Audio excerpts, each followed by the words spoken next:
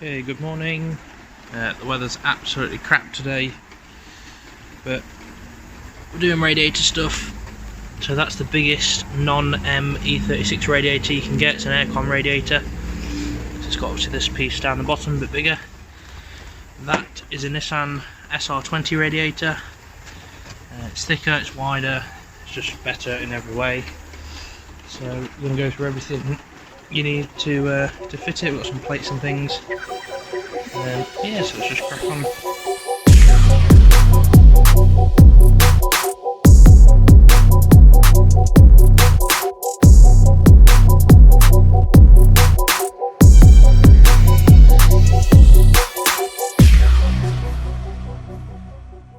Okay, so the first thing we need to do is these basically just sit on there and they just push down. I hit them with a hammer, it's a bit rough but gets them off. Basically the radiator doesn't fit in the gap when they're still there. Next thing we need to do is there's these little prongy things. There's two on the bottom as well. There's one there and one there. Need to make some plates. We'll basically house those. So I've got two of those.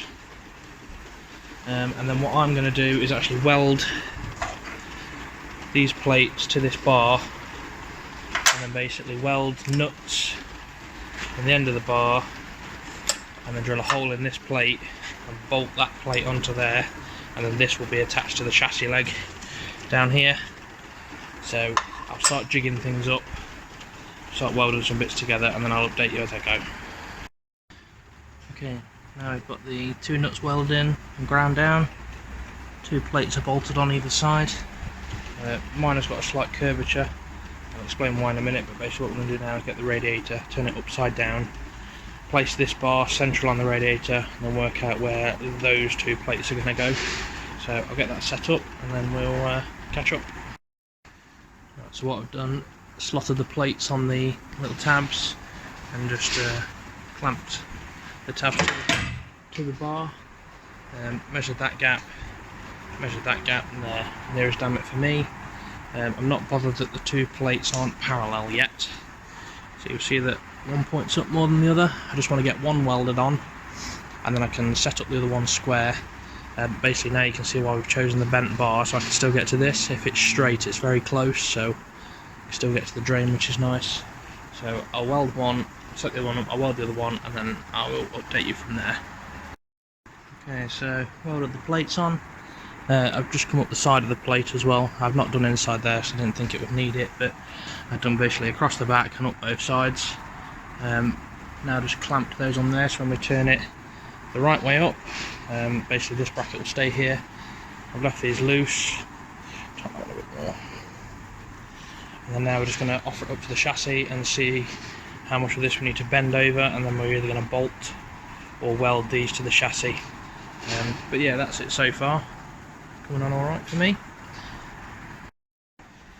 Okay, so using the shroud mounts, I've just basically put the two bolts in, cable ties around, also onto the nose cone just to hold it up. Lift the car up, and then the two tabs that we made down there that you can't see at the minute, I'm going to see where they line up and then just weld it where it's at. So we'll go underneath, see where everything is, make sure we're happy, and then we'll do some welding. By accident, we've actually made a completely removable one-piece front end.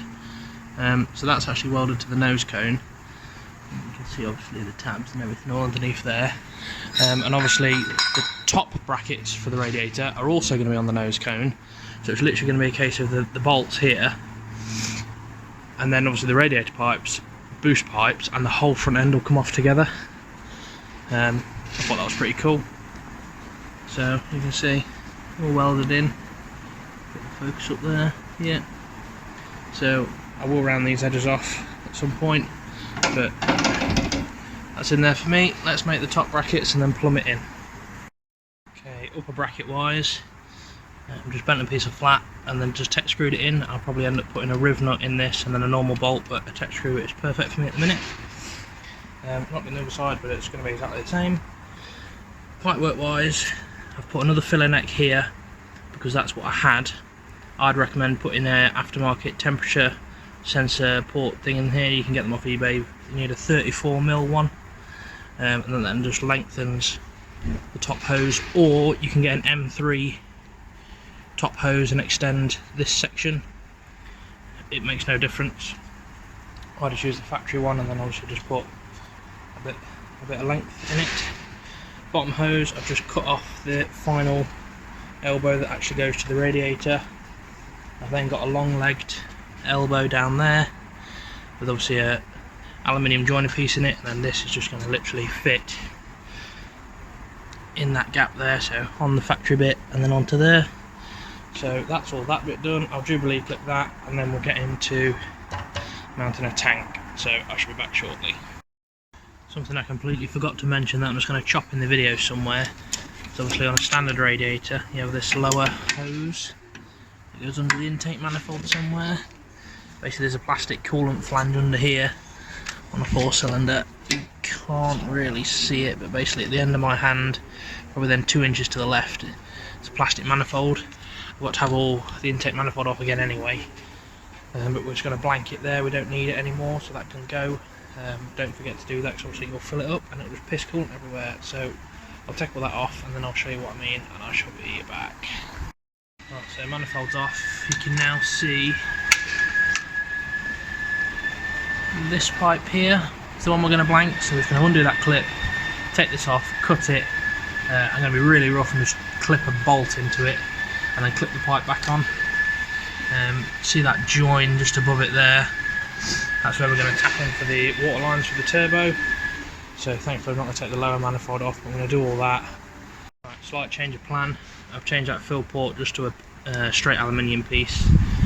The main reason being I can't find the other cap, so it's going to simplify things a little bit. I need to put a port in here to basically take our overflow. I'm going to mount the overflow tank either there or here. If it fits here, I'd rather it here. Okay, for the tank mount, this is basically what I've come up with. Sheet of aluminium, a bent bit of aluminium bolted to the tank, riveted to the aluminium. Obviously I can't weld aluminium, so I've had to rivet it, but basically that's going to pick up the original battery tray mounts, and he's going to sit there. That port is going to go to the port under this cap, which I need to put in. It lives literally in the side here. This one is going to vent to atmosphere. This cap is not going to be a sealed cap, it's just going to be a cap like so. Basically what happens is this is your sealed system. When the pressure gets too high, that bit raises, comes out of that line, puts the excess in that tank, and then when it cools down, I'm going to try and do this on camera for you. Basically this little piece vacuums open, you can sort of see it moving, and then obviously when it goes cold it pulls a vacuum, and because that port is at the bottom of the tank, pulls the water back into the radiator, and then it becomes a self-bleeding system. So yeah, it should be fairly simple. I'll get that bolted in, I'll get the port on there, get it all plumbed up, and then that will conclude this video. Okay, we're on this port here, goes round, underneath here, through around there, down to that, switches to a slightly bigger line because the fitting on the tank's huge. This tank wants to be half full, so you've got space to go up and space to go down. Obviously this wants to be completely full. I've got some water lines to do for the turbo, so I'm not going to fill this up just yet. But we are going to wrap this video up. Like I say, your shroud's going to be a lot easier than mine. I was going to buy one, but I don't like buying things when I can make things, so we'll do all that, and then that should keep your drift car a little bit cooler. Okay, so this is sort of in the future, but I thought I may as well cover this while we're here. So the shroud is the proper shroud for the radiator, so it's just an SR20 shroud. Can't aluminium weld, but my friend can, so we're going to do this for a minute and then I'm going to get him to weld it. But basically just blanked every portion of the radiator that the fan is not covering. So seal bar down both sides, and then obviously the fan covers all the middle bit. Wiring for the fan, just literally power and ground. This is all connected through here, through here, through here. It's ground here, and then it runs up here, into here, to this relay, which if you pull up a diagram of an E36 fuse box, you'll find that that is high speed fan relay. And then in here, you can have a look, there's basically the blue wire that comes off this relay is the output to go down there. So we've just connected our red wire to the blue wire and shoved it in there out of the way. This yellow one is what's coming from the switch. So the switch has got its own power on the dashboard, and then it comes down this wire when you switch it to go to this green purple wire, which is the trigger wire for this relay. And then the only other one is you've got a black with a grey stripe, which is that one there,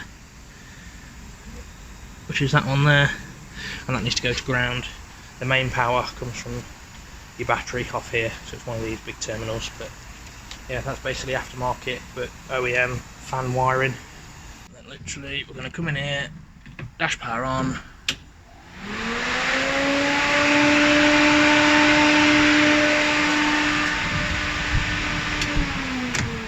and you've got fans. So this applies for basically everything. It even applies to a standard aircon rad with an aircon fan on it as well. So obviously just the wires in there, you'll connect up the same brand as ground as always. But that's what I've done, I've stole the plug off it. So yeah, we'll leave this one here for a minute, and I'll see you all later.